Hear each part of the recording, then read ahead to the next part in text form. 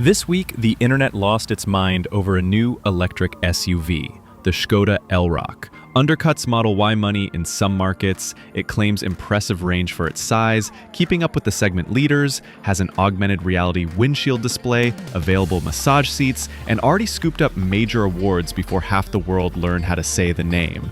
But wait, this next part changes everything. Early pre-order demand in parts of Europe spiked so fast that rivals like Tesla, BYD, and Hyundai should probably start sweating. If this thing delivers, the family EV game shifts. Let's go. Here's how the buzz started. At an early demo event in Munich, a longtime Tesla Model Y fan took the Elroq for a short drive. When he returned, he was surprised. He said the ride felt smoother, the cabin looked better, and the range meter barely budged. Not long after, reviews dropped, and spec sheets made it painfully obvious. Someone's about to lose sleep over this obvious. Škoda had packed this EV with serious tech borrowed from VW and Audi, but priced it for regular drivers. That's when the excitement really began. But here's why this matters now. Because governments are putting a countdown clock over gas and diesel. The European Union has locked in a 100% tailpipe CO2 reduction target for new cars by 2035. Basically, no new petrol or diesel sales unless they emit zero. There's a tiny carve-out debate for e-fuels, but the pressure is on. Lawmakers have tweaked timelines and compliance accounting, yet the 2035 endgame stands for now. That means every mainstream automaker selling into Europe needs credible EV volume fast, or they eat fines and market share. And consumers aren't blind. Fuel is volatile. Electricity at home, if you can charge there, is usually cheaper per mile. Maintenance on EV drivetrains tends to run lower because you're not dealing with oil changes, spark plugs, exhaust systems, multi-gear transmissions, and so on. Real data from market trackers and fleet studies shows long-term operating savings, especially when you avoid pricey public fast charging for day-to-day use. Even the Wall Street Journal, in a piece on the booming used EV market, notes lifetime maintenance savings and lower fuel costs when charging at home. U.S. Department of Energy guidance echoes the lower maintenance story. Car and driver's ownership breakdown backs this up too. And that's why Škoda had to move. In 2024, the company delivered just over 926,000 vehicles worldwide. A healthy climb. But its all-electric portfolio, led by the larger Ioniq, was still a fraction of total volume. Management has been blunt. The brand is in an intensifying transformation and needs to scale EV supply, battery production, and new model launches, Elroq, Kylac, and more, to stay relevant as regulations tighten. They've also been ramping battery system manufacturing in the Czech Republic, cranking out hundreds of thousands of packs for VW Group cars. Enter the Elroq, the first production Škoda to fully wear the brand's new, modern, solid design language. Translation? Chunkier stance, cleaner surfaces, fewer fussy chrome bits, and a new tech deck face that replaces the traditional grille with a closed, aero-tuned panel hiding sensors. Designers say form follows function, and here function meant airflow. Clever mirrors, sealed front surfaces, air curtains, underbody smoothing, and a subtle roof spoiler help push the drag coefficient down to as low as 0.26 depending on spec. That's slippery for a family crossover and a big deal for range. Visually, from the curb, Elroq reads more futuristic than a Model Y and less busy than some of the cartoonish stuff coming out of China. Inside, Škoda leaned into space, clean lines, and sustainable materials. Think recycled textiles and trims that don't scream sci-fi spaceship. You get a 13-inch central touchscreen standard, basically a laptop glued to your dash, a slim digital driver display, and an available augmented reality head-up display that floats navigation arrows and warnings onto the windshield so your eyes stay up. Ambient lighting is multi-zone and configurable. Higher trims add electrically adjustable seats with heat, ventilation, and even massage. Cabin practicality is peak Škoda. Big door bins that actually swallow bottles, clever cable storage in the boot, multiple USB-C ports including high wattage ones, wireless phone charging, and the brand's classic, simply clever touches. Little everyday hacks that matter once you live with the car. Reviewers have called out the feature density at the price. Even CarWow, which sees everything, flagged the driver assists and usability as standout. Now, let's hit the specs you actually care about, batteries. Elroq launches with 3 pack sizes. Market names vary. roughly 52 kilowatt hours usable, Elroq 50, 59 kilowatt hours, Elroq 60, and the long leg 77 kilowatt hours usable pack in the Elroq 85. Gross capacities are higher. Think up to 82 kilowatt hour nominal on the big one. WLTP ranges stretch past 570 kilometers, about 354 miles in optimal spec. Official Škoda messaging rounds that to over 560 kilometers. Technical docs show 581 kilometers WLTP for the 85 in some trims. That's serious reach for a compact SUV. Charge speeds? DC fast charging up to the mid-hundreds of kilowatts depending on batteries. Škoda quotes a 10 to 80% window in about 24 minutes when the pack is properly preconditioned, warmed to the right temperature before plugging into a high-power station. Independent testing and reviewer data put most real-world 10 to 80% sessions in the mid-20-minute band, with smaller packs sometimes finishing even quicker because, well, they're smaller. That's road trip viable if the charger works, and Škoda bakes in automated preheating triggers tied to the nav so the battery is ready when you arrive. Quick explainer, why does preheating matter? Batteries like a Goldilocks temperature. Not too hot, not too cold, just the right vibes to slurp up electrons efficiently. Too cold and electrons move like people in airport security. Charging slows hard. Preheat warms the cells on the way to a charger so they'll accept juice fast. Think microwaving butter before you try to spread it. Same principle. Next up, powertrains scale with the packs. Lower trims run modest outputs for urban duty. Step up and you unlock more motor power. The headline Elroq 85 in higher tune delivers up to 210 kilowatts, about 286 metric horsepower, and a 0 to 100 km/h sprint around 6.6 seconds in rear drive form. Some markets will see dual motor all-wheel drive variants with similar or slightly different tuning as launch waves roll out. Top speed is capped near 180 km/h. That's Autobahn right lane friendly without shredding range. How does that stack up?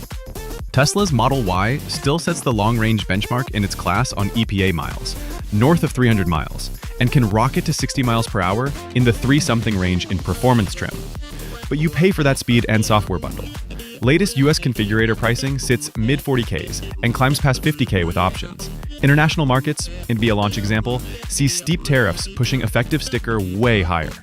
BYD's Atto 3, called Yuan Plus in China, brings strong value, safe LFP blade battery tech, and a fun interior. But real-world range sits shorter, roughly 235 to 490 km band depending on conditions and pack, and 0 to 100 km/h lands in the low 7-second zone. DC peak is lower than Elroq's, though still fast enough for most daily use. Price undercuts most Europeans, which is why BYD is eating share in multiple regions. Hyundai's Ioniq 5 is the wildcard. On paper, its bigger eGMP platform with 800-volt architecture gives screaming fast charge rates when you find a proper high-power charger, an EPA range up to about 303 miles in US spec. Pricing overlaps Elroq and Model Y territory, and depending on the trim, so does the anxiety when you see the monthly payment. Low to mid 40K starting, mid 50Ks loaded, and Hyundai's incentives can swing that lower. So Elroq has serious competition, and it's entering a crowded field. Here's the punch. Elroq's pricing in early European markets came in lower than many expected. In the UK, trims have been listed from the low £30Ks, promotional, check dealer, into the low to mid £30Ks for better equipped SEL. And the car has already nabbed Auto Express midsize SUV of the year and overall car of the year honors, before wide deliveries. Convert that ballpark to US dollars, and you're staring at mid £40Ks territory at current exchange. Taxes and local incentives swing wildly. The 77 kilowatt-hour pack and 360-mile WLTP estimate are earning praise for strong value. And here's something practical. Space check, so you can visualize it. Elroq measures about 4.49 meters long, shorter than a Model Y, yet still swallows family gear thanks to a 470-liter boot, expandable over 1,500 liters seats down, and a low load floor you won't smash your back over. Škoda's known for clever packaging, like a boot mat that flips between carpet and wipe-clean plastic for muddy gear or dogs. It's a small touch that makes a real difference day to day. The optional augmented reality head-up display projects floating nav arrows that appear to sit on the road where you should turn. If you've never used AR nav, imagine a video game waypoint in real life. It cuts down on wrong turns and that weird glance down, look up ping pong on unfamiliar roads. Lane centering with adaptive cruise. Škoda bundles this under various travel assist feature sets. Can steer, brake, and creep in traffic within its limits. You keep your hands ready, it's level 2 assist, not robotaxi. Blind spot alerts, emergency steering support, and full surround camera systems stack up as you climb trims. Level 2 means the car helps, but you're still the boss. Think of it like a kid riding a bike with your hand lightly on the seat. Let go long and things get wobbly, the car will yell at you. Adaptive cruise is the part that keeps speed and distance. Lane assist is the gentle nudge so you don't drift, like your car whispering, "Hey buddy, maybe don't take the exit into that cornfield." Put them together and traffic sucks a lot less. But it's not just about power. Comfort toys. Tri-zone, climate, so passengers stop complaining. Heated everything for winter. Ventilated cushions for summer. And on certain trims, a pneumatic massage function in the front seats. Yes, in a compact EV that starts in the low 30Ks. That's the "how is this legal" vibe reviewers keep talking about. Let's zoom out to the market ripple. Europe loves practical, value-dense family cars. They want range, space, and a price that beats the premium Germans. Škoda says early order intake for Elroq was strong, tens of thousands logged while the model was still ramping. Analysts watching VW Group's mid-tier strategy see Elroq as the volume bridge between budget EVs coming later, like the smaller Epiq, and the bigger, pricier Enyaq. Media outlets have been upbeat, and it's rare for a car to grab awards this early unless it really resonates. Could it hit the US? Officially nothing confirmed, but VW Group has pathways, platform commonality, US assembly credit math, and dealer networks under different badges. If a federal tax credit eligible Elroq-sized crossover showed up around mid-40K dollars before incentives, it would instantly land in Model Y 5 cross-shopping lists. The question is whether VW allocates capacity and meets local content rules. Watch this space. Behind the scenes, battery supply is the chess match behind all this. Volkswagen Group, Škoda's parent, has been scouting and lobbying for a central Eastern European battery gigafactory site. Czech Republic's Pilsen-Lína region has been in the running and has publicly targeted bringing large-scale cell production online later this decade. Timelines have shuffled, 2027 was loaded. Meanwhile, Škoda's own Czech plants have already been assembling large numbers of MEB battery systems, feeding multiple VW brands, giving it hands-on pack integration experience. Localizing cells reduces cost swings and secures volume for models like Elroq. Looking beyond today's lithium-ion packs, VW Group's battery arm PowerCo is partnered with QuantumScape on next-gen solid-state tech, lithium metal concepts that aim for higher energy density and faster charging once they scale. Lab endurance tests have cleared 1,000 cycles with high capacity retention in developmental cells, and the companies have restructured to push toward industrialization. None of that means your 2025 Elroq has a solid-state pack, but it shows the long game. Higher range, lower weight, maybe lower cost later in the decade if yield and safety land. But let's pause for a reality check, because hype videos love skipping fine print. Elroq rides on a 400-volt architecture. It's VW Group MEB based, not an 800-volt super system like Hyundai's eGMP. That means excellent, but not class-shattering peak charge speeds. WLTP numbers always read higher than EPA. Expect 15 to 20% shorter real-world US highway range if/when it crosses the Atlantic, depending on speed and weather. And while pricing headlines look sharp, add dealer markups, taxes, and option packs, and it can creep fast. Still, in apples-to-apples European spec comparisons, the value case holds. And finally, one more grounded bit. EV ownership savings depend on charging behavior. If you fast charge exclusively at ultra-expensive public stations, your quote, fuel cost edge shrinks or flips. Home charging, off-peak rates, and workplace charging are the cheat codes. Market studies show giant spreads between home and public pricing. That's why some regions are experimenting with dynamic tariffs to pull charging into cheap windows. So don't just trust the saves thousands headlines. Charging habits matter. Fast forward to just a few days ago, that same early test driver from Munich, once loyal to the Model Y, was now comparing a half-finished Tesla order with a detailed Elroq 85 build sheet. His message?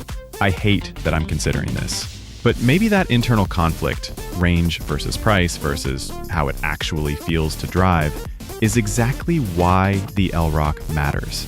It's pushing other brands to rethink their priorities. Tesla can't rely on software alone. BYD can't just compete on price. Hyundai can't just lean on charging speed. And in the end, consumers win. Competition makes electric cars better for everyone. So here's your move. If you're cross-shopping an electric family SUV in the next 12 to 18 months, put Elroq on the list, especially if you're in Europe or a region getting early allocations. Drive it back-to-back with Model Y 5 and whatever BYD sells near you. Watch how you feel in the cabin, how your kids climb in or launch snacks across the back seat, what the range readout says after your real commute. Specs get you interested. Seat time sells the car. Let me know when you test one.